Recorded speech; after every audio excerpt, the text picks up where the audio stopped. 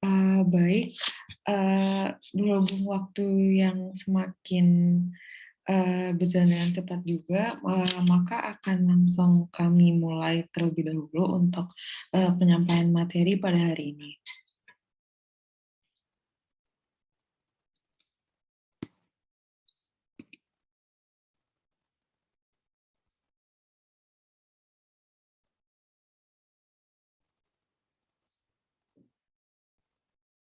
Nah, baik, Assalamualaikum warahmatullahi wabarakatuh. Selamat pagi Bapak dan Ibu sekalian. Pada pertemuan kali ini, kami akan menyampaikan materi terkait strategi pemilihan e-commerce UMKM bagi UMKM Kedungpol. Strategi pemilihan e-commerce ini bertujuan untuk memperkenalkan Bapak dan Ibu sekalian dalam sebenarnya apa saja sih platform-platform e-commerce yang ada di Indonesia, dan sebenarnya bisa banyak manfaatnya untuk kegiatan bisnis Bapak dan Ibu sekalian, sehingga dapat memaksimalkan penjualan Bapak dan Ibu terhadap kepada UMKM Bapak Ibu sekalian.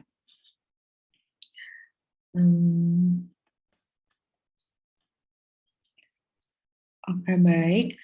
Sebelumnya saya mendapatkan sebuah video pengantar yang sebentar lagi akan saya sajikan, dan ini terkait dengan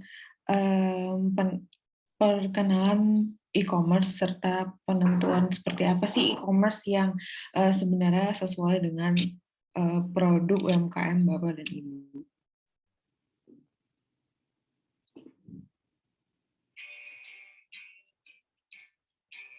Gambarnya sudah terlihat ya, Bapak dan Ibu sekalian?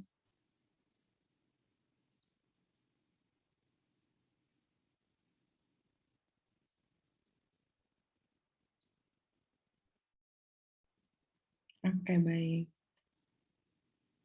Pernahkah Anda berbelanja online? Tentunya hal ini sudah merupakan hal yang tidak asing bagi kita semua.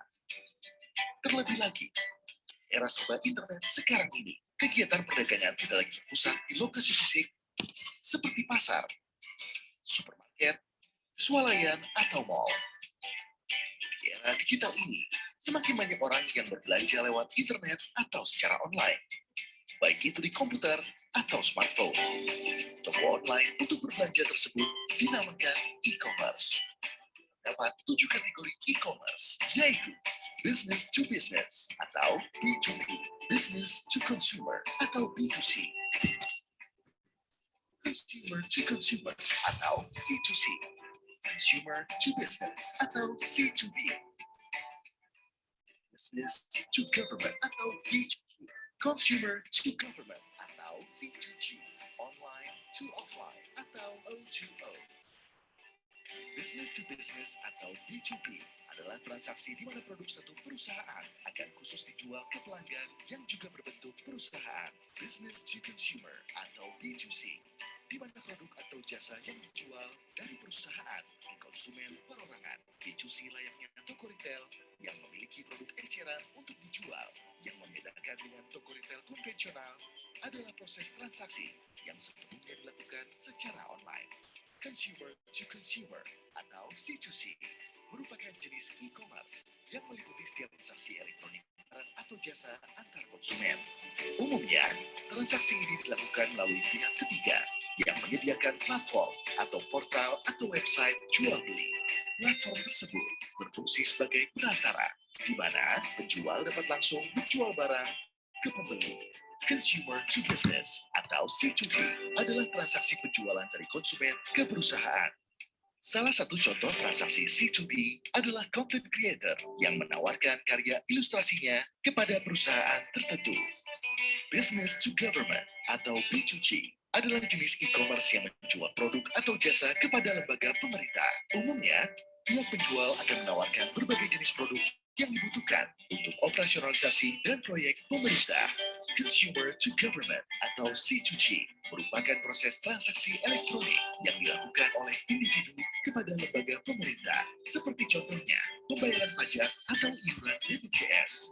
Jenis bisnis e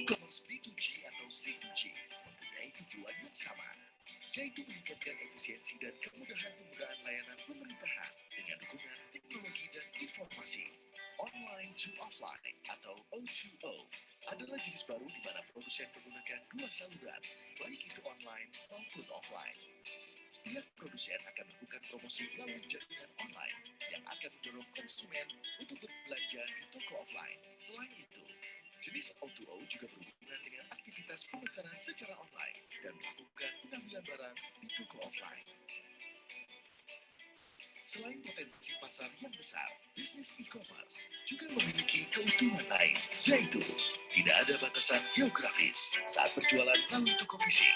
Maka bisa dipastikan akan terbatas pada wilayah tertentu saja. Namun hal itu tidak berlaku saat berjualan secara online melalui e-commerce, karena kemudahan menjangkau siapapun di seluruh Indonesia tanpa batasan geografis. Biaya lebih terjangkau. Salah satu keuntungan menonjol dari berjualan melalui e-commerce adalah biaya operasional yang relatif lebih murah. Hal ini dapat terjadi karena bisnis dengan model ini tidak memerlukan toko fisik. Dengan kata lain, tidak diperlukan biaya untuk membangun atau membuka toko. Memudahkan pencarian pelanggan. Pelanggan hanya perlu mencari nama produk di kotak pencarian dan langsung muncul hasil mengenai barang yang dicari. Hal ini berbeda dengan toko fisik, di mana konsumen harus berkeliling toko dulu untuk mencari produk yang diinginkan.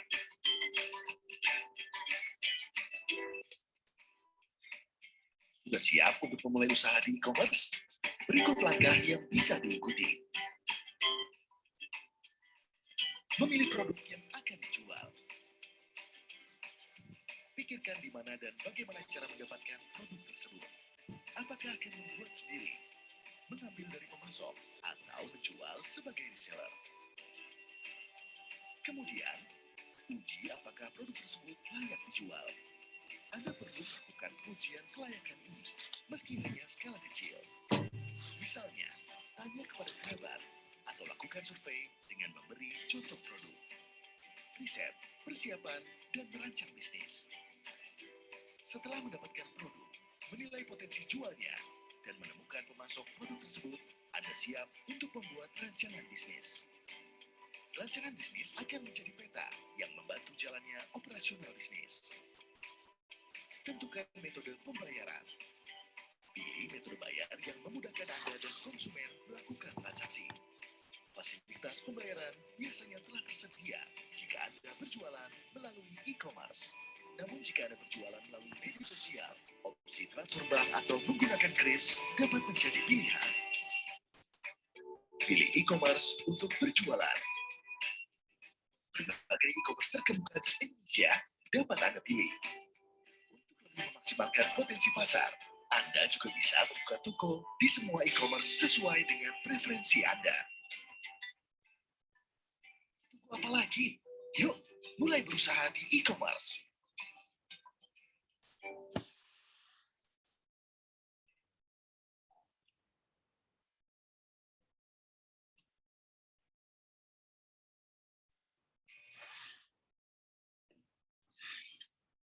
Baik, setelah video yang kami tayangkan barusan, video tersebut merupakan video pengantar saja yang nantinya akan lebih detail lagi dibahas pada presentasi saya setelah ini. Kemudian lanjut kepada presentasi intinya. Pertama-tama kita perlu tahu apa itu e-commerce. Nah, e-commerce ini merupakan proses kegiatan jual beli produk secara elektronik oleh konsumen dan antara perusahaan dengan perusahaan lain melalui kegiatan bisnis yang telah dikomputerisasi. Atau bisa juga e-commerce ini diartikan sebagai sebuah perangkat teknologi aplikasi, dan proses bisnis yang dinamis untuk menghubungkan perusahaan, konsumen, dan masyarakat melalui transaksi, pertukaran barang dan jasa,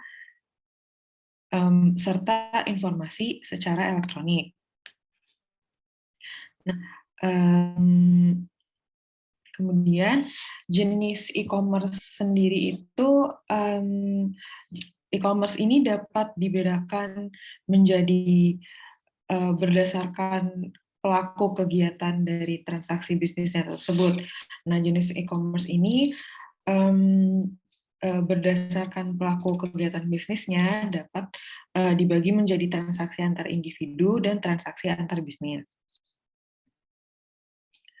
Nah, transaksi antar individu ini yang pertama adalah perusahaan bisnis ke konsumen seperti yang di video tadi sudah dijelaskan. Di video tersebut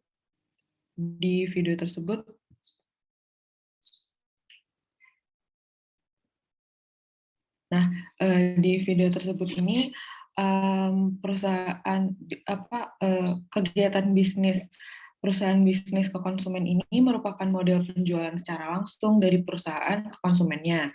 Proses penjualan produk dan jasa secara langsung dari bisnis ke konsumen yang merupakan pengguna akhir. Nah, konsumen sebagai pengguna akhir di sini maksudnya adalah konsumen ini tidak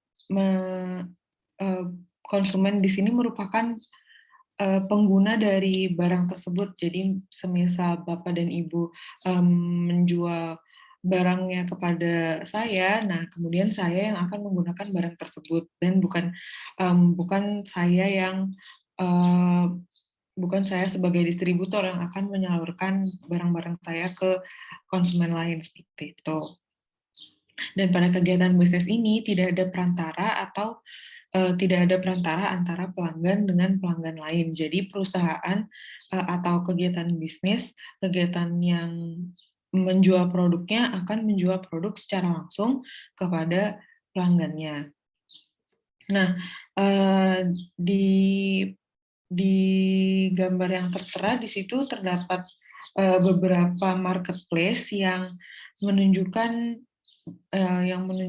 beberapa marketplace yang menerapkan kegiatan perusahaan bisnis ke konsumen seperti Zalora, Blibli, JDID, dan Lazada, di mana mereka lebih ke mempertemukan perusahaan bisnis, kegiatan perusahaan-perusahaan yang memang menghasilkan produknya, kemudian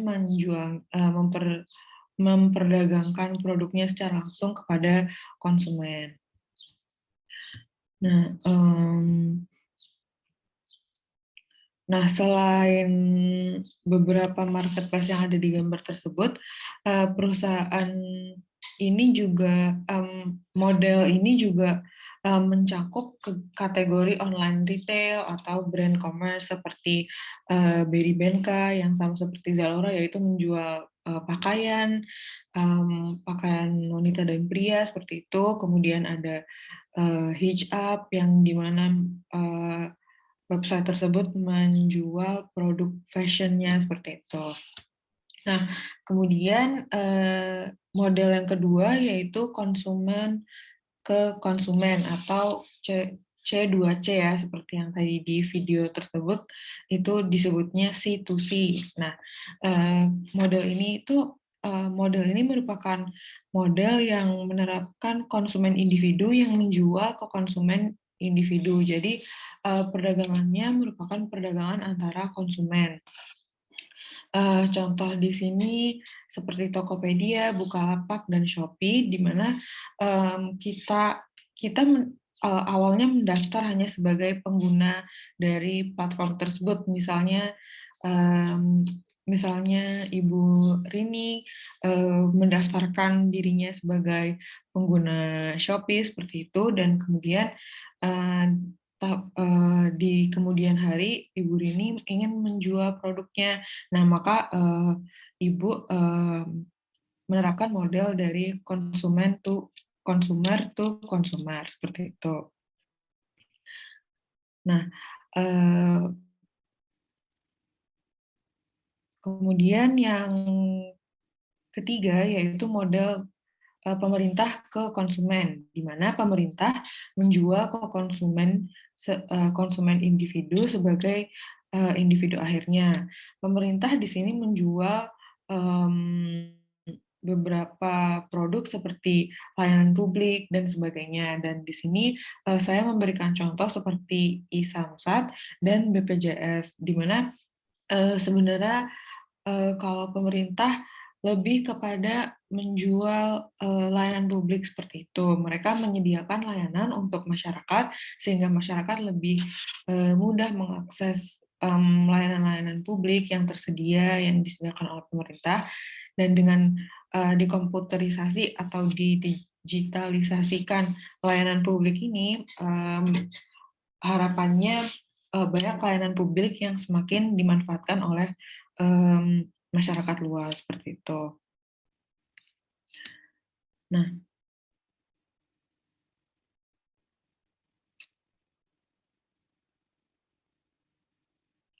kemudian jenis e-commerce selanjutnya yaitu transaksi antar bisnis. Nah, transaksi antar bisnis ini terdiri juga dari 3 model. Yang pertama ada perusahaan bisnis ke perusahaan bisnis lain, kemudian ada konsumen kepada perusahaan bisnis, dan yang terakhir terdapat kegiatan usaha pemerintah kepada usaha bisnis. Nah, model yang pertama yaitu usaha bisnis ke usaha bisnis. Yang dimaksud ke usaha bisnis di sini adalah suatu perusahaan menjual hasil produksi berupa barang dan jasanya ke perusahaan lain, seperti produsen menjual ke distributor atau ke perusahaan pengguna produk akhir. Bisa dalam bentuk pengelolaan marketplace atau pembuatan website dan sebagainya. Dan di sini usaha bisnis ke usaha bisnis ini merupakan transaksi jual beli barang dan jasa dari sebuah perusahaan ke perusahaan lain. Dan di sini contohnya yaitu Electronic City. Ini merupakan toko elektronik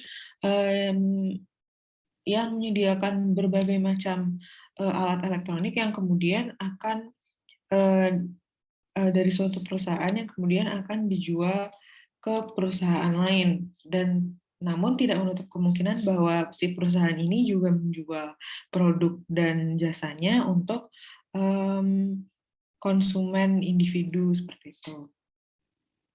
Kemudian contoh lain dari kegiatan usaha bisnis to bisnis ini adalah Alibaba.com, madeinchina.com, kemudian ada kawanlama.com, dan sebagainya. Kemudian yang selanjutnya yaitu terdapat model konsumen kepada usaha bisnis atau consumer to business. Nah, model yang kedua ini model model yang menerapkan konsumen individu di sini bertindak sebagai penjual dan perusahaan bertindak sebagai pembeli. Nah, maksud dari konsumen sebagai penjual dan perusahaan bertindak sebagai pembeli ini misalnya konsumen ini menawarkan produk atau layanan mereka ke perusahaan-perusahaan seperti itu. Nah, biasanya produk yang disediakan oleh konsumen ini dapat berupa penyedia jasa sewa kendaraan milik pribadi, atau mungkin jasa pengiriman seperti JNE dan Tiki, kemudian ada juga kargo, cari truk, dan sebagainya. Nah, kemudian model yang ketiga yaitu model penerapan bisnis pemerintah kepada usaha bisnis. Nah, di sini pemerintah yang menjual layanan publiknya ke perusahaan, menjual dalam bentuk produk layanan publik dan layanan publik lainnya, seperti layanan publik yang menyediakan fasilitas transaksi dan pembayaran ke pemerintah. Kemudian di sini saya memberikan contoh seperti pembayaran pajak online. Namun selain itu di layanan-layanan yang disediakan oleh pemerintah yaitu e-lelang, kemudian SPT, pembayaran pajak PPN, dan sebagainya.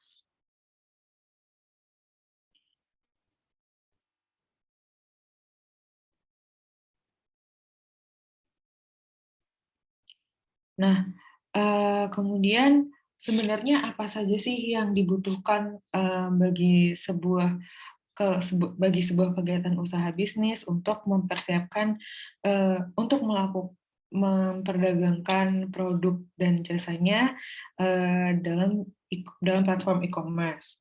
Nah, yang pertama tentu saja perlu adanya koneksi internet. Ini dimulai dari koneksi kuota data seperti penggunaan Telkomsel atau Indosat atau provider lainnya, atau menggunakan WiFi di rumah, atau mungkin bisa juga WiFi untuk suatu rumah dengan rumah lain berbagi WiFi seperti itu.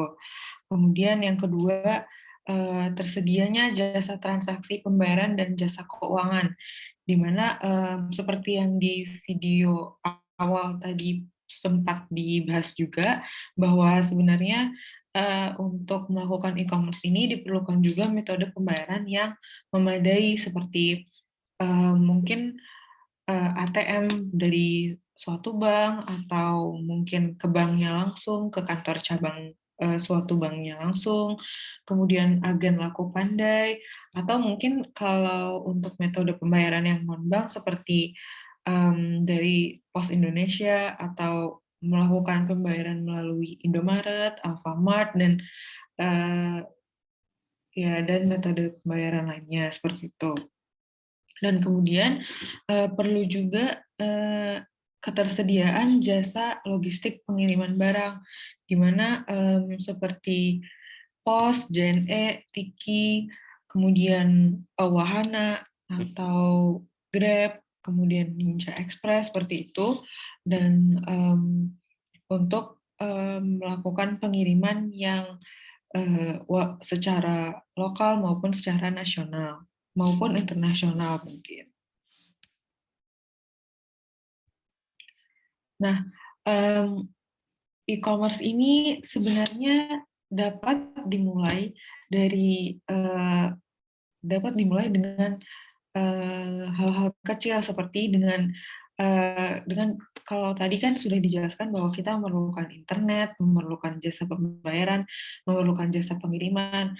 Nah, namun sebenarnya yang terpenting juga kita memerlukan alat komunikasinya, yaitu HP. Nah, dari HP ini, dengan HP yang kita miliki ini, sebenarnya kita sudah dapat mengoperasikan e-commerce kita.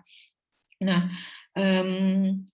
device tipe smartphone ini paling ideal untuk belanja dan bisnis melalui e-commerce. Nah, selain koneksi internet, jasa pembayaran keuangan, dan jasa pengiriman, sebenarnya kita juga memerlukan pembuatan akun pembuatan akun dalam sebuah platform. Nah, pasti di sini Bapak dan Ibu perwakilan UMKM sudah memiliki akun-akun seperti WhatsApp atau Facebook, dan tentunya itu semua pasti sudah menggunakan email atau nomor handphone. Dan sebenarnya yang terpenting adalah dari handphone itu dan dari email tersebut. Nah, setelah HP dan email tersebut sudah tersedia, maka sebenarnya kita sudah dapat memulai penggunaan e-commerce. Seperti itu.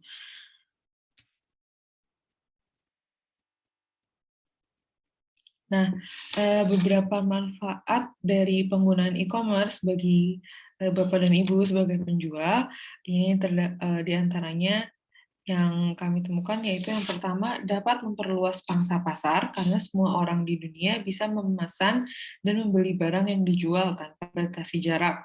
Nah, kembali lagi ke infrastruktur atau kebutuhan dasar yang tadi telah kita bahas sebelumnya, bahwa kita memerlukan ketersediaan jasa pengiriman, dan jasa pengiriman ini salah satunya manfaatnya adalah untuk karena manfaat dari memperluas pangsa pasar ini. Jadi dengan jasa pengiriman yang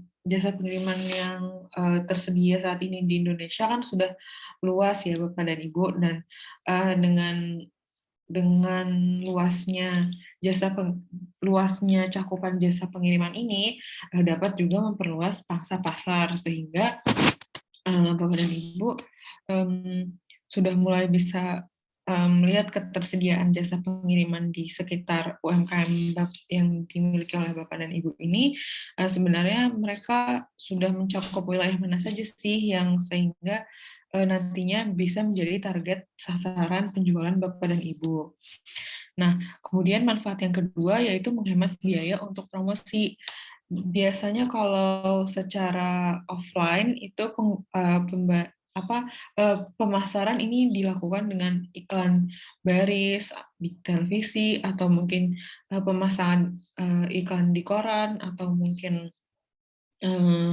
bayar iklan di televisi seperti itu. Nah, dengan adanya e-commerce ini membantu Bapak dan Ibu untuk mempromosikan produk Bapak dan Ibu dengan biaya yang lebih murah, lebih hemat dibandingkan dari biaya-biaya iklan secara offline. Di e-commerce ini mulai banyak ketersediaan platform-platform yang dapat memberikan kemudahan akses untuk mempromosikan barang-barang Bapak dan Ibu sekalian dengan harga yang lebih terjangkau seperti itu. Kemudian manfaat yang ketiga yaitu tidak perlu mengeluarkan dana besar untuk menyewa tempat. Nah, kalau sekarang kan mungkin Bapak dan Ibu masih memiliki tempat sendiri-sendiri ya untuk menyimpan produk UMKM Bapak dan Ibu. Nah, untuk jika dengan melakukan e-commerce ini sebenarnya sudah tidak perlu lagi atau sebenarnya dengan adanya e-commerce ini dapat mengurangi biaya sewa tempat UMKM Bapak dan Ibu sekalian.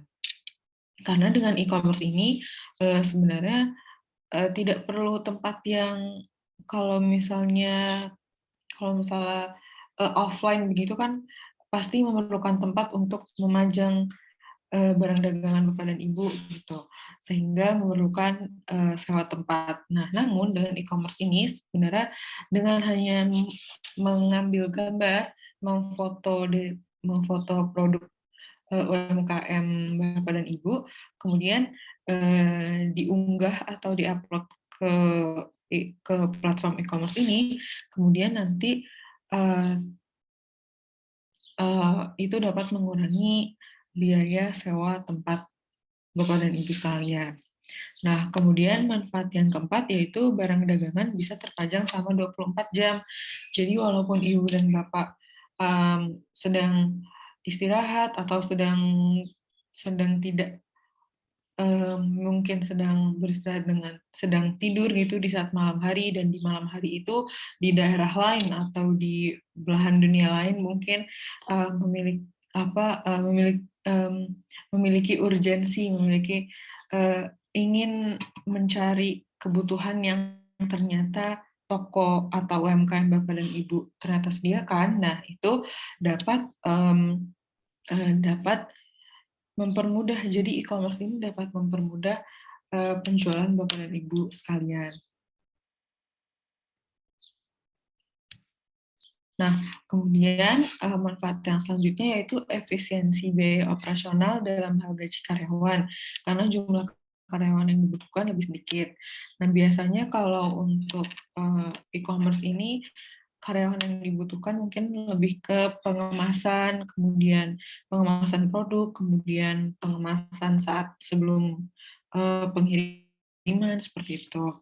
Kemudian memperluas jangkauan di mana semua orang dapat bertransaksi tanpa mengenal ruang dan waktu dan memperluas jangkauan ini hanya dengan syarat memiliki komputer atau alat komunikasi lain yang terhubung dengan internet seperti tadi setelah saya jelaskan juga dengan kepemilikan handphone yang pasti juga di era modern ini Bapak dan Ibu sudah miliki juga. Nah, ini pasti tentunya dapat memperluas jangkauan target pemasaran seperti itu. Kemudian manfaat yang berikutnya adalah meningkatkan kesetiaan konsumen dengan adanya informasi yang lengkap dan bisa diakses setiap saat. tanpa mengenal waktu. Nah, maksud dari manfaat ini adalah dengan mengunggah atau mengupload barang UMKM ke suatu platform e-commerce, nah nantinya kan pasti ibu dan bapak akan menuliskan informasi produk ini itu seperti apa, deskripsinya, mungkin kalau makanan review atau testimoni dari pelanggan-pelanggan sebelumnya. Nah, itu kan kemudian akan meningkatkan kesetiaan konsumen. Jadi dengan kelengkapan informasi yang disediakan oleh Bapak Ibu terhadap produk tersebut, nanti konsumen-konsumen lain, konsumen-konsumen baru mungkin akan mulai tertarik untuk membeli produk Bapak dan Ibu sekalian. Nah, kemudian terdapat 10 hal yang sebenarnya perlu dipikirkan sebelum memilih e-commerce. Nah, ini berdasarkan dari presentasi yang pernah saya lihat juga di sebuah pelatihan. Nah, terdapat 10 hal yang harus dipikirkan sebelum memilih e-commerce ini. Yang pertama, lokasi usaha Anda itu berada di mana. Dari penentuan lokasi usaha, kita dapat memilih model bisnis, menentukan fokus target pasar kita, menghitung biaya pengiriman, dan memilih platform e-commerce yang tepat. Nah, memilih platform e-commerce ini nanti akan dijelaskan juga. Kemudian hal yang kedua yaitu apa model bisnis yang dipilih oleh Bapak Ibu.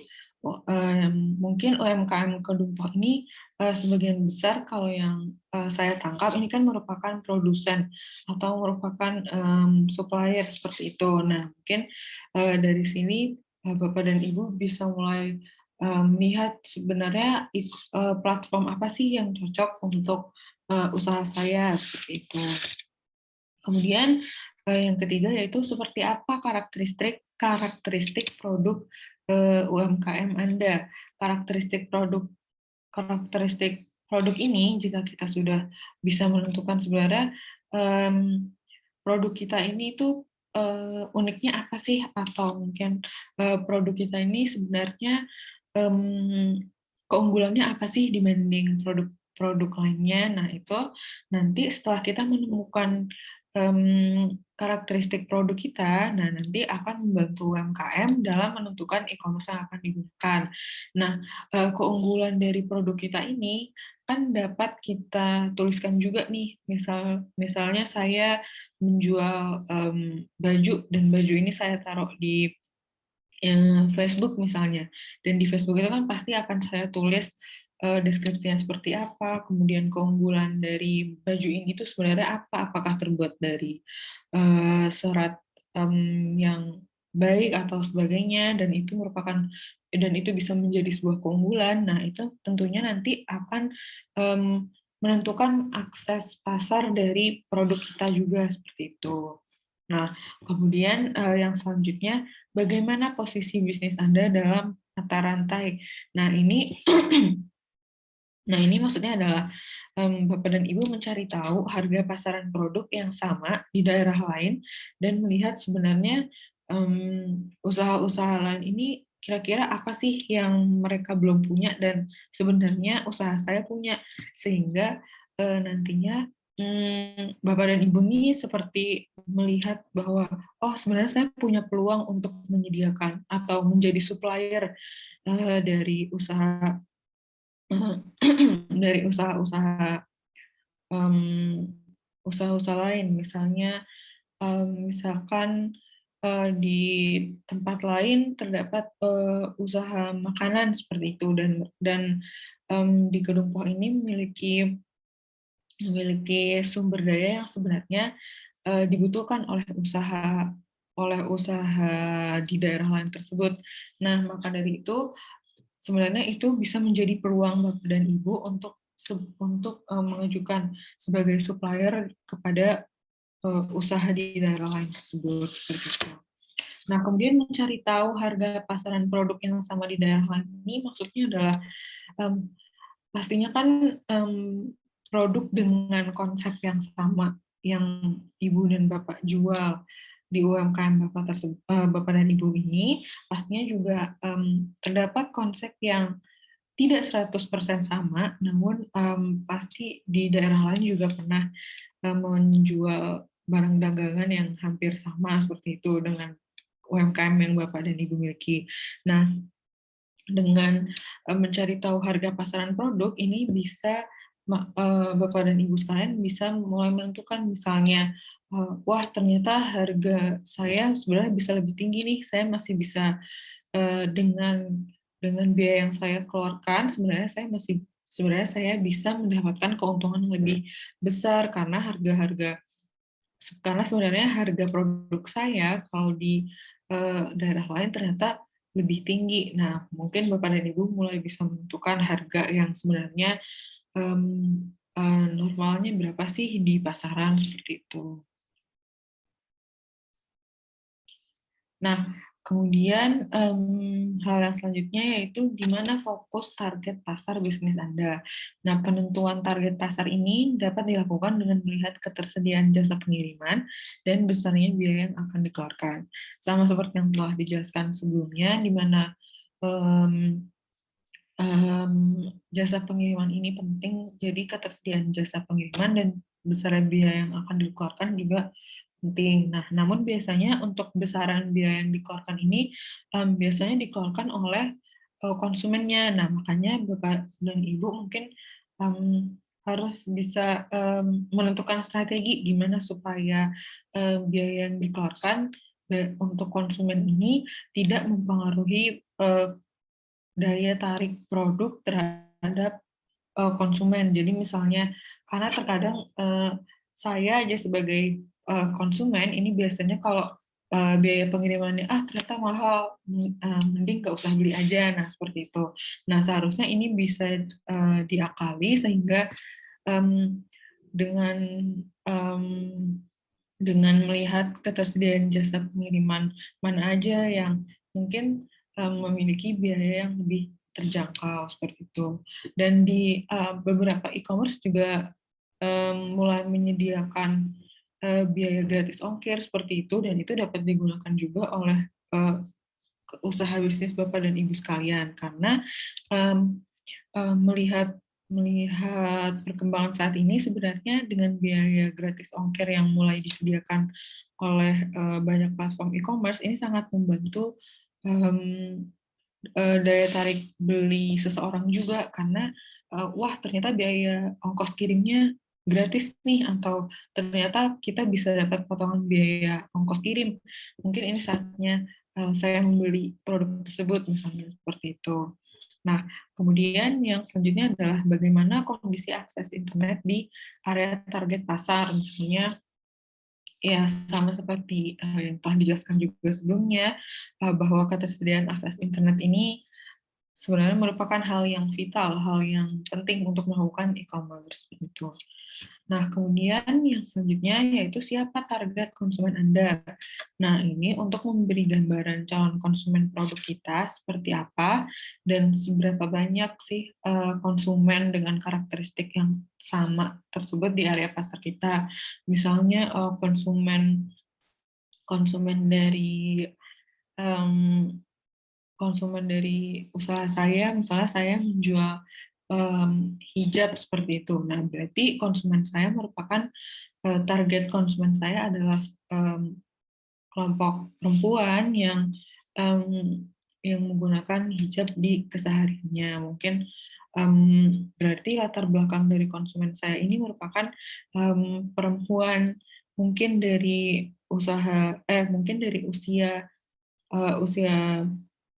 yang mulai memakai hijab mungkin usia 5 tahun sampai seterusnya. Nah, itu berarti itu merupakan target konsumen saya seperti itu. Nah, kemudian hal yang harus dipikirkan sebelum memilih e-commerce yang selanjutnya adalah seberapa banyak konsumen internet di area target pasar Anda. Misalnya saya menargetkan anak, misalnya saya menjual seperti yang telah tadi saya contohkan juga, bahwa saya menjual hijab atau kerudung jilbab. Nah, itu kan berarti saya menargetkan perempuan-perempuan di seluruh kalangan seperti itu. Nah, tapi kan yang menjadi konsumen internet kan pasti hanya yang telah memiliki alat komunikasi seperti itu. Jadi mungkin untuk saya juga mesti tahu nih sebenarnya seberapa besar sih target konsumen saya yang sebenarnya memiliki akses internet seperti itu.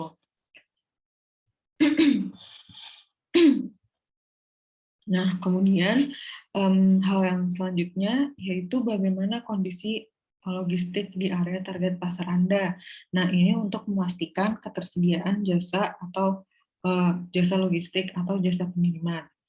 Nah, kemudian yang terakhir yaitu bagaimana kondisi sistem pembayaran di area target pasar Anda. Kondisi sistem pembayaran yang dimaksud ini merupakan metode pembayaran. Sebenarnya metode pembayaran apa aja sih yang bisa disediakan oleh usaha bisnis Bapak dan Ibu, dan misalnya kalau sekarang ini sudah mulai ada Dana juga, mulai ada Genius, mulai ada OVO, nah mulai ada Shopee Pay juga, dan itu bisa menjadi um, alternatif metode pembayaran selain Bapak dan Ibu datang ke kantor cabang suatu bank atau ATM suatu bank, atau mungkin mendatangi Alfamart, Indomaret, dan sebagainya. Itu OVO, Dana, Genius, seperti itu dapat menjadi alternatif sistem pembayaran. Nah, yang selanjutnya, e-commerce ini juga dapat dibedakan menjadi e-commerce lokal dan e-commerce nasional.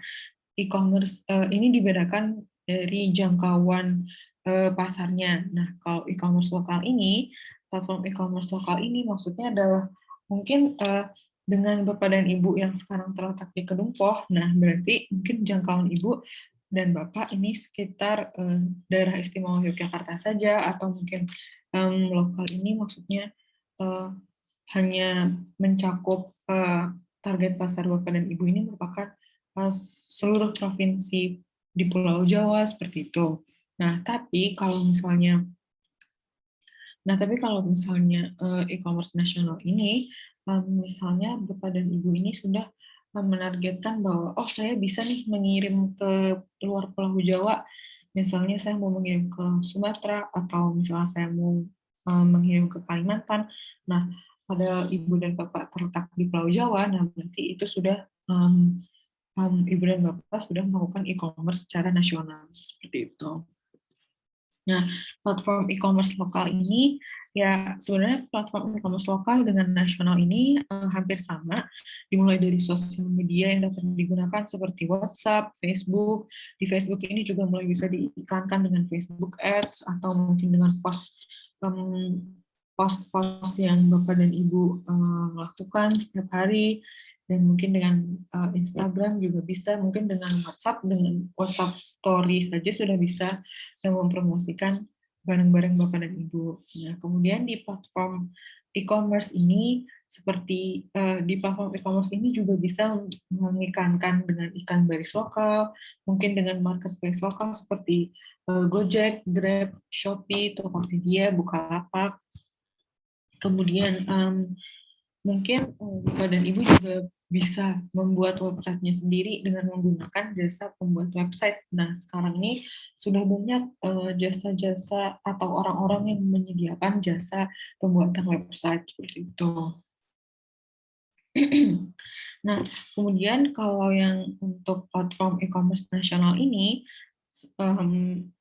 hampir mirip dengan e-commerce lokal. Mereka juga menggunakan WhatsApp, Facebook, Instagram, dan kemudian menggunakan iklan baris nasional, marketplace nasional seperti Lazada, Blibli, Shopee juga bisa menjadi marketplace nasional, Tokopedia juga bisa, dan kemudian e-commerce lainnya. Kemudian pembuatan website sendiri juga bisa dilakukan. Nah, sebenarnya perbedaan dari e-commerce lokal dan e-commerce nasional ini hanya terletak pada jangkauan dari jasa pengiriman Bapak dan Ibu saja, dan kemudian target pemasarannya juga. Mungkin kalau lokal seperti yang telah tadi saya sebutkan bahwa mungkin mungkin Bapak dan Ibu baru menargetkan konsumennya di wilayah Pulau Jawa saja atau mungkin di provinsi DIY aja seperti itu. Nah, itu termasuk e-commerce lokal. Namun kalau e-commerce nasional mungkin Bapak dan Ibu sudah menargetkan pasar atau pemasaran produk Bapak dan Ibu ini ke seluruh Indonesia seperti itu. Nah, ini juga terdapat data di mana ini yang di sebelah kiri top 10 e-commerce di Indonesia. Nah, ini saya mau menunjukkan bahwa ini merupakan 10 platform e-commerce yang saat ini sedang banyak dikunjungi oleh penduduk di Indonesia, dari yang pertama yang paling banyak ini per bulannya Tokopedia ini ada sebanyak 135 juta pengunjung. Nah, kemudian yang kedua ada Shopee, yang ketiga ada Bukalapak, kemudian ada Lazada. Nah, dari sini ini dapat membantu Bapak dan Ibu sekalian untuk menentukan platform e-commerce mana nih yang bisa Bapak dan Ibu gunakan untuk memperluas pemasaran UMKM Bapak dan Ibu sekalian. Nah, kemudian saya juga kemarin kan Bapak dan Ibu sempat bercerita bahwa Bapak dan Ibu masih hanya menggunakan sosial media seperti Facebook dan WhatsApp. Nah, sebenarnya WhatsApp dan Facebook ini juga dapat dilihat bahwa mereka memang berada di em, peringkat atas media sosial yang digunakan di Indonesia. Nah, berarti mungkin sudah baik gitu UMKM Bapak dan Ibu menggunakan WhatsApp dan Facebook. Nah, mungkin ditambah dengan melakukan penjualan di e-commerce atau melakukan pemasaran yang lebih banyak lagi di WhatsApp atau Instagram atau Facebook. Nah, ini dapat memperluas jangkauan atau target pasar UMKM Bapak dan Ibu sekalian. Nah, ini juga saya sampaikan link yang tadi video yang di awal pertemuan tadi saya tampilkan juga, dan kemudian ada link terkait pelatihan dari Bapak Muhammad Rosihan. Nah, ini juga dapat disaksikan oleh Bapak dan Ibu sekalian. Nanti presentasi ini akan saya kirim ke Bapak dan Ibu sehingga Bapak dan Ibu dapat membuka link yang eh, saya tampilkan ini. Nah, mungkin sekian dari saya, kurang lebihnya mohon maaf. Wassalamualaikum warahmatullahi wabarakatuh. Mungkin sekarang langsung ke sesi tanya jawab saja ya Bapak Ibu. Terima kasih.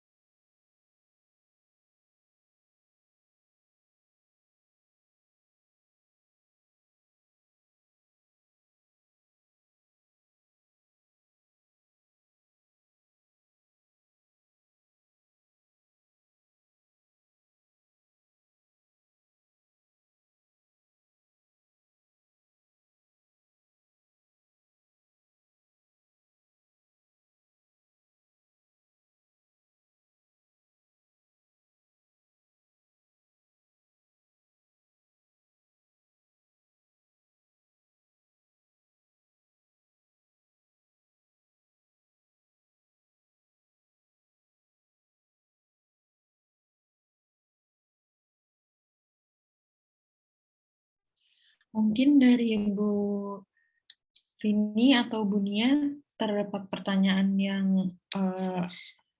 terdapat pertanyaan dari presentasi yang tadi itu telah saya jelaskan.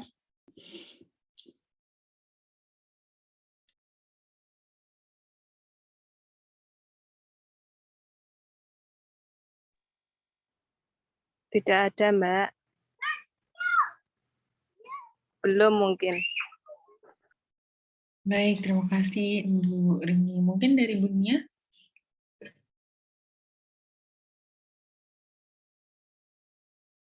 Belum.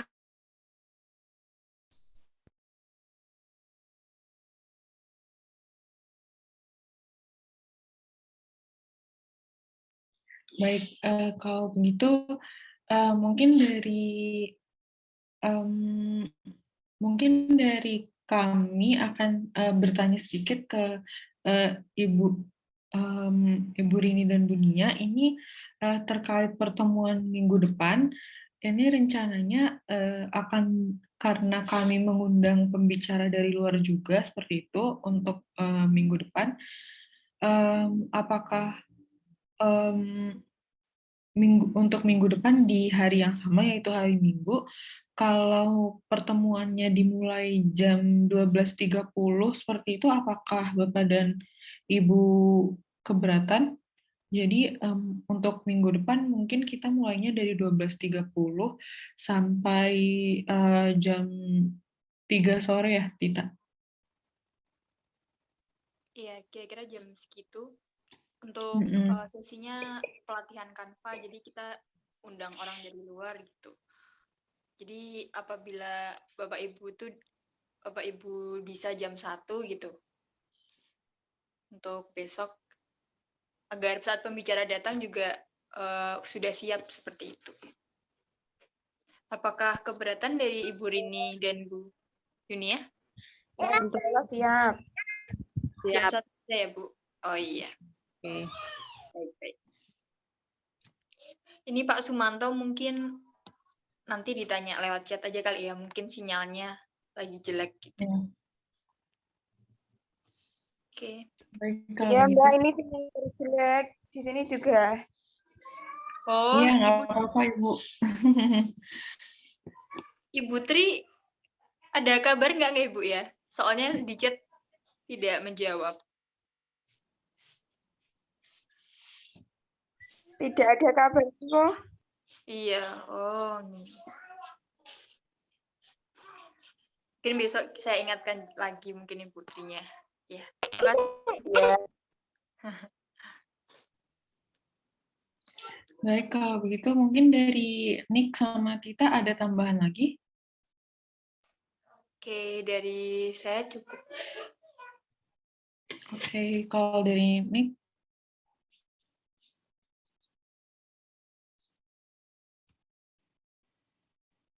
Oke, kalau gitu.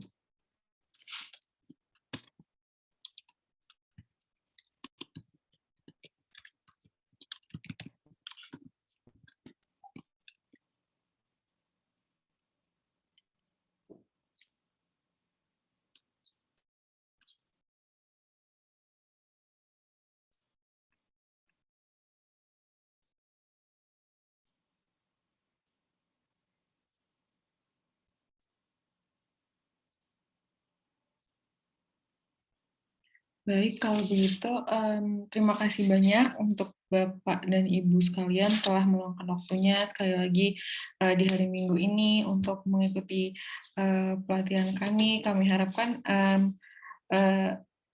terdapat ilmu yang dapat